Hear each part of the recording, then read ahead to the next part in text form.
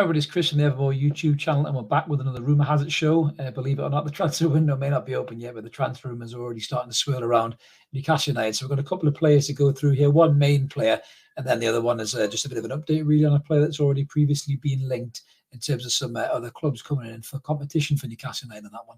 So we'll get stuck into that in a minute. Just before we do a little bit of housekeeping, if you haven't already, please click that like and subscribe button. We're on 1899 subscribers now, so one more before we hit 1900, which is massive. So thank you so much to everybody who's done that. We're going to push on to 2000 hopefully, which is amazing because we're not even a year old, as we keep saying. But this is all free content. We love bringing it to you. Smash the button. It really helps us grow, and it really helps us bring you more as a channel as well moving forward. So let's get stuck into these players. And so this was reported in the Manchester Evening News that apparently Newcastle United in January are going to make a move for this player, which is Luke Shaw. So it's quite poignant, really. We played Manchester United just the weekend there, 0-0 draw. Luke Shaw was playing. And yeah, I mean, it's a funny one with Luke Shaw. I'm kind of 50-50 on it because, 27 years old is the same age as Matty Targett. I think if you look at the comparison radar marks on the right, you can see the differences really between the two. I think one of the biggest issues that we have with Matty Targett is that he doesn't really get forward enough. He doesn't put crosses in the box like obviously Kieran Trippier does now. He's not going to be Kieran Trippier because he isn't Kieran Trippier. Kieran Trippier is one of a kind. He's a fantastic player, both going forward and at the back. But I think Matty Targett does lack that, but he's more of a defensive-minded full-back, really. So if you have a look at the stats for Shaw, we'll just take a quick look at these now. So obviously anyone doesn't know, Luke Shaw started his career at Southampton. Really promising young left-back. I think half the league was after him. Chelsea came close, but he went to Manchester United at the end. He's been there since 2014. He's seen loads of change. He's seen the rise and the fall of Manchester United at that time. He's played under, was it David Moyes? He's played under Van Gaal. He's played under Giggs. He's played under Rangnick. He's played under Solskjaer. He's played under Jose, which he had a terrible relationship with. And now he's playing under Erik ten Hag. So over that time, he's racked up 219 appearances for Manchester United, 3 goals and 20 assists, which is decent for a left-back for Manchester United, especially with some of the turmoil they've had over the few seasons just gone there. He's played European football. Obviously, he's played for England 23 times, 3 goals and 8 assists. And he is a talented player when he's fit.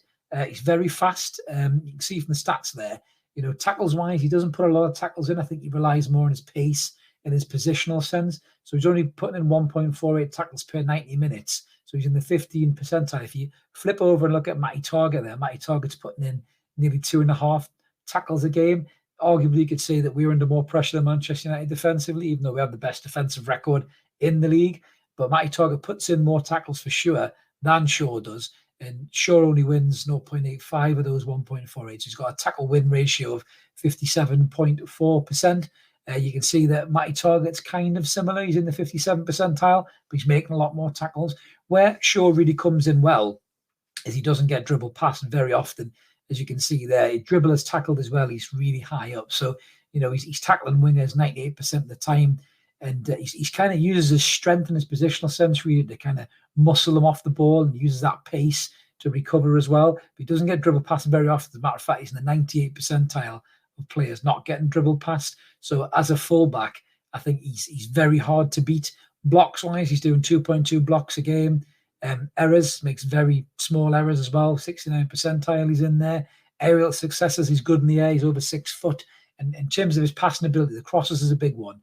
2.59 crosses a game. So he's in the 67th percentile there. Now you can see Matty Targett is a bit shorter than that. You can see, I think he's just under, just on about 2 crosses a game. So Shaw is putting more crosses into the box than Matty Targett. So there's no doubt in my mind that he is more of an attacking-minded modern day kind of wing back, as he would be a full back, a bit like what Matty Targett is. So some of the key strengths marks highlighted for Shaw: crossing, set pieces, key passes, and passing in general. So he does like to play with the ball. He does like to get forward as well. You can see that certainly from, I think, last season. He really got forward a lot. I think 2021 was probably Shaw's one of his best seasons of his career, and obviously culminated in him playing in the Euros as well for England, which he was superb in as well, to be honest with you. In terms of injuries, he has been injury prone a fair bit over the years. I'm just looking at some of his injuries here, just at Manchester United here. So, some of the big ones, he had a hamstring injury. He was out for 44 days, missed 9 games there.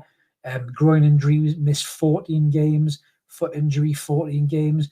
in terms of injuries over the last few years, when he's been playing under Solskjaer and Rangnick and Ten Hag, he's missed a lot less games. So, going back to kind of season 18-19, really, he's only missed 2, 4. I think he missed 9 games with a hamstring injury in 19-20. But generally, last couple of seasons, he's not really missed more than 8 games. So maybe his injury record's got a little bit better. There was the accusation that Jose Mourinho made against him that his weight was a problem, that he was maybe, not looking after himself off the pitch. And I think he did look a bit chunky at one point. But he looks like he's trimmed down now, looks in good shape, sure. So I'm 50-50 on it, really, because I think he is a good player. And I think he does have more attacking threat than Matty Targett. But again, I like the fact that Matty Targett is more of a defensive-minded player, because if you're going to have Alan St-Maximin in front of your left-back needs to defend more than he has to attack. If you're going to replace Alan St-Maximin or maybe change the formation where St-Maximin isn't needed to be protected by a proper defensive left-back, then, yeah, Luke Shaw could be a good option. This team will definitely evolve and change, there's no doubt about that. We'll see where we're at in January. I think if we're close to European places, they might push the button, and maybe we might get a couple of big players in. But yeah, I mean, Luke Shaw, 50-50, because I think he's a good player. Would he improve Newcastle squad? 100%, I think you would. I think there might be an issue with Matty Targett. This whole, in and out, start and stop. He was brilliant on loan last season, but since he's come in permanently, he's been kind of injured, but in and out. Dan Burns playing ahead of him, so I'm not sure what's going on there with Matty Targett. And maybe if we are looking at Shaw, there might be something else potentially going on. Maybe his wife hadn't settled. There was a bit of a rumour there. I think at the start, wasn't there, where he didn't sign, and he did sign. So you just don't know. It could be a family issue. Maybe he wants to go back to the Midlands. Who knows? But, if Luke Shaw was to come in, I definitely think he would improve us. But my worry is defensively, yes, he's got the pace to recover, but if he's spending most of his time defending behind St-Maximin, he could be gone out. But let us know what you guys think in the comments below, whether you think Luke Shaw would be a good signing for us. England International, we're racking them up now, aren't we, really? So with Pope and Trippier and possibly Wilson as well, maybe Maddison in January, that's been linked as well, as is Diaby. So there's going to be loads more rumour has it videos coming up, I'm sure, in the next few months in the lead up to the World Cup and beyond that as well. So one of the other players, just to update you on, it's been doing the rounds, the name being linked quite heavily over the last few weeks, is the 18-year-old Brazilian midfielder from Vasco da Gama, Andre Santos. Now, the rumours were that we contacted his club in September. I think it was a 35 million euro bid lodged. It was knocked back by Vasco da Gama. I think they're holding out for 40 million euro. And the latest development is the Barcelona are keen. Jordi Cruyff has been keen to tie him up and get him in, and they're also willing to loan him back to Vasco da Gama for the season, and then take him back, I think, in the summer of 2023. Obviously going on to the next coming season. He's doing well this season. He's got 7 odd goals, I think, and he just looks a real player, box to box, fast, big, strong.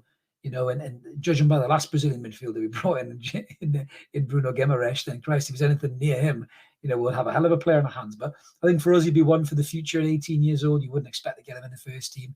So it'd be interesting to see if we can beat Barcelona out to this player.